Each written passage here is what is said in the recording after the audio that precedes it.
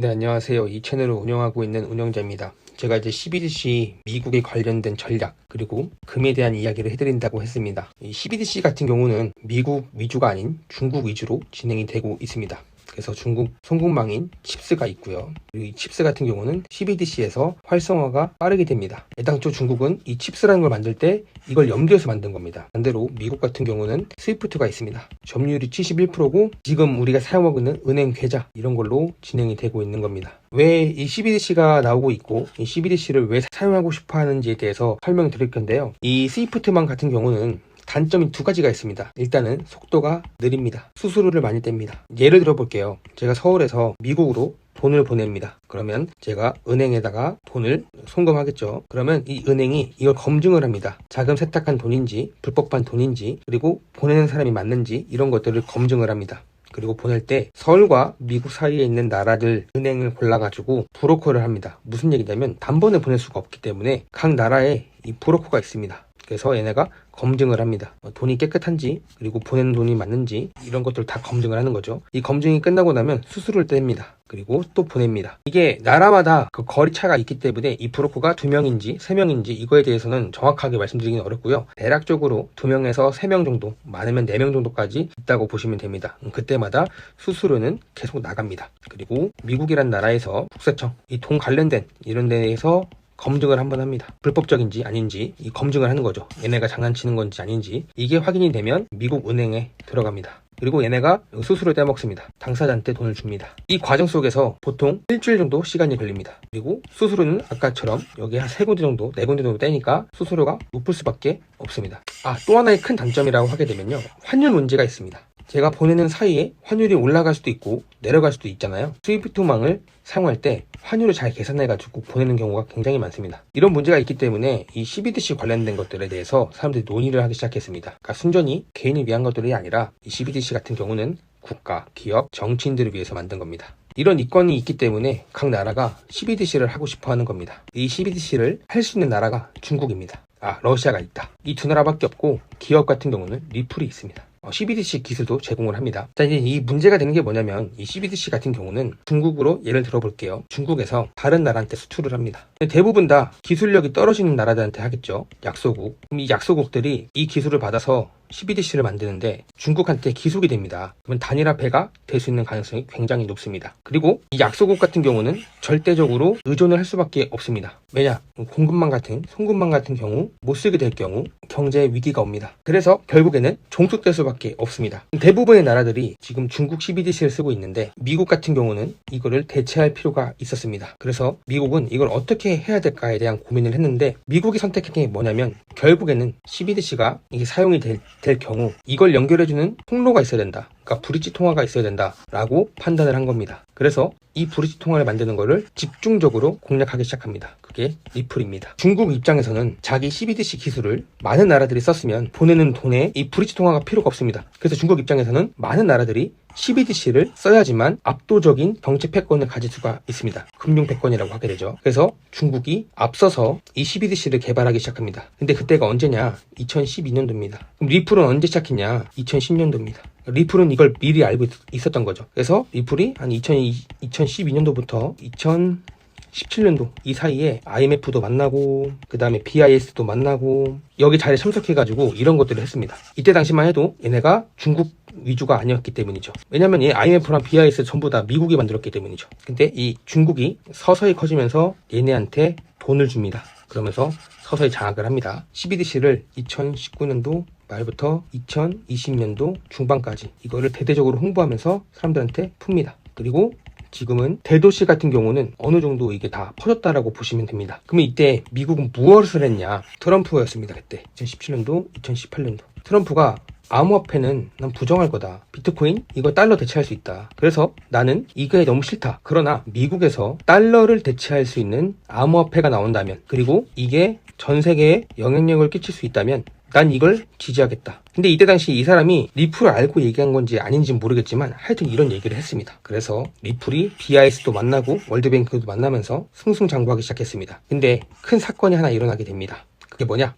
2020년도 12월 25일 날 에어드랍을 받고 이때 당시 줬던 에어드랍이 플레어 토큰입니다. 이거 한다 해가지고 리플 가격이 엄청 올랐습니다. 근데 SEC 소송이 걸립니다. 그래서 리플이 떡락합니다. 그때 많은 사람들이 이거 짜고 치는 거다 이러면서 막 리플 사고 계속 모았던 사람도 있는데 사실 그렇진 않습니다. 2020년도에 CBDC가 대중한테 퍼졌다 했죠. 그러면 2020년도 리플 소송 이게 일어났죠. 그러면 리플이 살아있고 건재하면 이 CBDC를 얘네가 퍼뜨릴 수가 없죠. CBDC를 전 세계 전 나라한테 뿌려가지고 중국이 장악을 해야 되는데 리플이 살아있으면 그냥 CBDC 리플 회사 거 쓸래 혹은 우리가 독자적으로 개발할래 라고 이야기를 하게 되면 브릿지 통화 같은 것들이 필요하잖아요. 근데 이 브릿지 통화를 날려버리면 중국 CBDC를 사용할 수밖에 없게끔 될 수밖에 없죠. 그래서 이때 이 사건이 일어나게 됩니다. 그러면서 중국은 이때 어떻게 했냐, 많은 나라한테 기술을 뿌립니다. 대표적으로 한국 있고요, 그리고 일본 있고요, 그리고 호주, 캐나다, 유럽 전부, 그리고 아프리카 일부분 나라, 그리고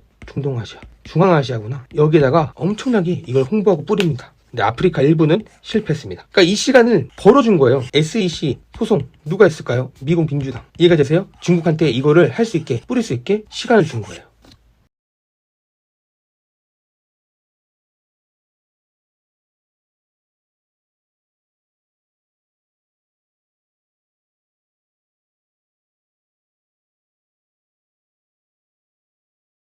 그러니까 리플 입장에서는 당황스럽죠. 일론 머스크, 페이팔 마피아죠. 얘네가 리플을 만들었다고 제가 말씀드렸어요. 얘네가 어떻게 했냐, FTX를 날립니다. 이 FTX가 뭐냐, 거래소거든요. 코인 거래소. 진짜 제가 팩트만 얘기 드리면 이 FTX 같은 경우는 우크라이나 지원금 있죠, 이거 자금 세탁해주는데요. 이거를 바이낸스 좌우장통이랑 여기랑 여기 엄청 친해요. 이걸 해가지고 여기 날려버립니다. 그래서 어떻게 되냐, 이 암호화폐 시장에 그 추악한 비리들이랑 자금 세탁들이 나오기 시작했어요, 세상에. 그리고 이 FTX가 날아감으로 인해서 더 이상 미국 민주당 애들이 자금 세탁이 안 되는 거예요. 그래서 힘을 잃기 시작합니다. 페이팔 마피아가 애들이 암호화폐 사람들과 엄청 친하거든요. 제미니, 크라켄, 여기 거래소입니다. 코인베이스. 이런 라인이랑 엄청 친해가지고 얘네한테 힘을 엄청 실어줍니다. 규제해라. 얘네 이거 법 제정해라. 이걸 왜 하겠어요? 돈 세탁하는 거 못하게 하려고. 그래서 얘네가 울며 겨자 먹기로 진행을 합니다. 이때 이 미국 민주당이 뭐 했냐, 개인 지갑 이거 우리 보겠다 이렇게 얘기한 거예요. 근데 이거를 반대를 했습니다. 누가? 얘네가. 그렇다면 얘네가 왜 반대를 했을까요? 이유는 딱 하나입니다. CBDC랑 똑같은 거기 때문에 이걸 반대를 해야 되는 겁니다. 그래야지만 사람들이 암호화폐로 넘어가게 되고, 암호화폐로 넘어가게 되면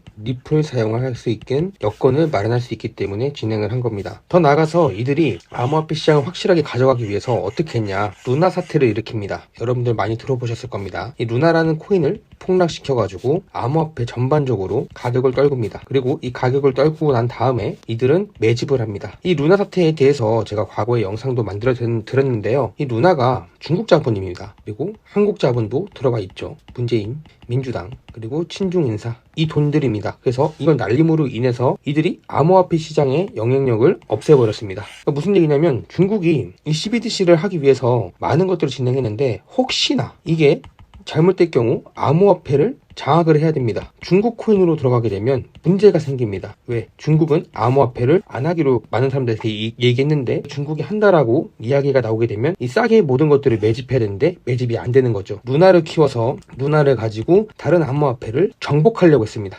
대표적으로 뭘 정복하려고 했냐? 비트코인입니다. 이 비트코인을 루나가 스테이블 코인으로 만들 때 이 비트코인 담보로 이걸 만들겠다라고 나중에 수정을 했습니다. 그래서 2만 개 가량 정도 샀는데 이걸 날려버린 겁니다. 그러니까 치밀하게 진행을 한 거예요. 암호화폐 시대에 들어올 수 없게끔 만든 겁니다. 자, 그럼 여기서 끝나면 완벽하게 승리를 할 수 있었는데 문제가 되는 게 하나 있었습니다. 그게 뭐냐? 스테이블 코인입니다. 지금 스테이블 코인 같은 경우는 USDT 그리고 USDC가 있습니다. 이건 서클사고요. 이거는 테더라고 불립니다. 이 서클사는 누가 만들었냐?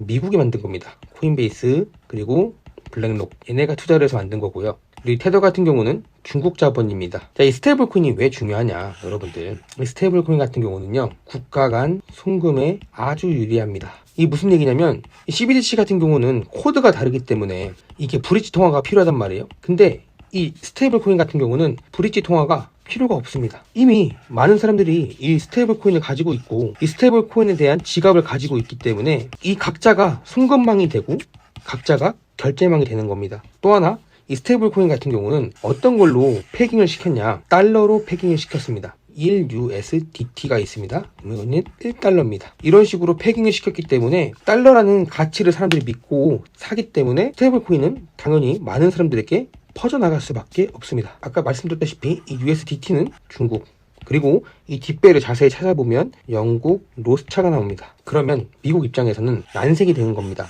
왜냐? 중국이 CBDC 안 하는 나라는 USDT로 사용을 해서 장악을 할 수가 있습니다. 그래서 미국이 어떤 전략을 펼쳤냐? USDT 얘네 담보가 있을 겁니다. 그러니까 얘네가 이거를 찍으려면 담보가 필요합니다. 담보에 맞춰가지고 얘네가 이 숫자를 찍어야 되는데 이때 당시에 담보가 없다는 것을 미국이 알고 있었습니다. 그래서 야 니네 담보 없잖아 이렇게 공격을 합니다. 그러니까 USDT가 담보를 부랴부랴 마칩니다. 근데 여기서 미국이 한 수 더 나갑니다. 너네 이거 기업의 부도어음을 가지고 이거 찍은 거 아니야? 라고 얘기를 합니다. 그때 USDT가 해명을 하지 못합니다. 미국이 더 나아가서 무슨 얘기를 하냐면 야 너네 이거 담보 중국 기업들 어음이지. 근데 달러라는 거를 쓰네? 우리랑 아무런 연관이 없는데? 라고 이야기를 합니다. 자꾸 부정을 하니까 어떻게 했냐? 미국이 헝다를 날립니다.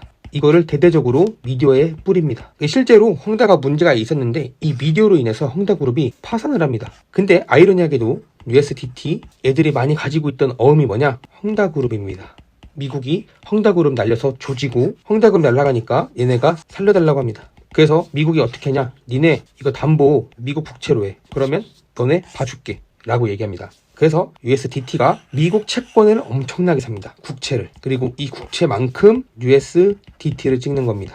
지금은 다각화돼가지고 비트코인도 있고 금도 있습니다. 53%가 국채입니다. 그래서 미국이 USDT를 사실상 먹었습니다. 그리고 서클도 이에 맞춰가지고 미국 국채를 가지고 발행을 합니다. 얘도 미국 국채, USDT. 이것도 미국 국채. 그래서 결국에는 이 스테이블 코인도 장악을 합니다. 미국이. 그리고 거래소들 FTX 사태로 증거금을 까는 행위를 하는데요. 자기 자본금이 얼마나 있는지 이걸 행위를 함으로 인해서 사라질 것들을 다 사라지게 만들고 이 증거금이 부족한 곳에 미국 암호화폐 회사들이 채권을 사고 수여를 해줍니다. 그래서 미국 거래소가 엄청 많아졌습니다. 그래서 중국이 지금 할 수 있는 게 아무것도 없습니다. CBDC도 안 됐고요. 그리고 CBDC를 할 경우 다른 나라들이 다른 기술로 진행을 할 경우 이 송금망을 리플이 가져갑니다. 한 수 더 떠서 리플이 스테이블 코인 이게 돈이 된다는 걸 알게 됐습니다. 그래서 USDT를 공격합니다.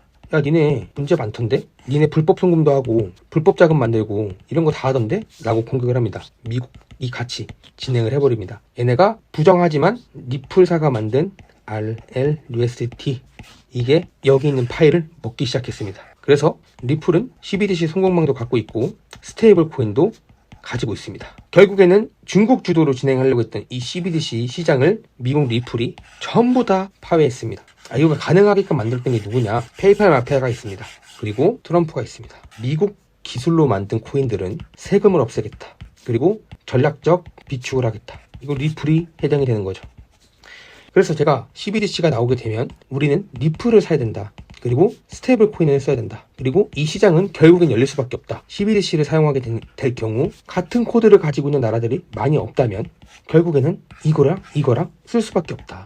이거는 세금을 안 붙이잖아요, 미국에서. 그러면 다른 나라들도 세금을 붙이지 않을 가능성이 굉장히 높습니다. 제가 과거에도 몇 번 말씀드렸는데 CBDC가 활성화되면 리플 사는 거를 어렵게 할 겁니다. 저 스테이블 코인도 사용하는 거를 어렵게 할 겁니다. 어떻게? 개인 지갑 혹은 CBDC 추적으로 개인 지갑에 얼마나 있는지 확인할 겁니다. 근데 반대로 이미 샀던 사람들 같은 경우는 이거를 진행하기가 어렵습니다. 그리고 진행해서도 안 됩니다. 왜냐? 이건 화폐라고 얘기하기 때문에 세금을 물릴 수가 없다는 것 때문에 이거를 진행할 수가 없죠. 금 이야기를 제가 해드린다고 했는데 까먹었습니다. 죄송합니다. 점 교수님 영상에서는 조지 소로스 오른팔 걔가 이제 재무부 장관이었나? 아마 거기 들어간 걸로 알고 있는데 야 국부 펀드를 만든다고 했잖아요.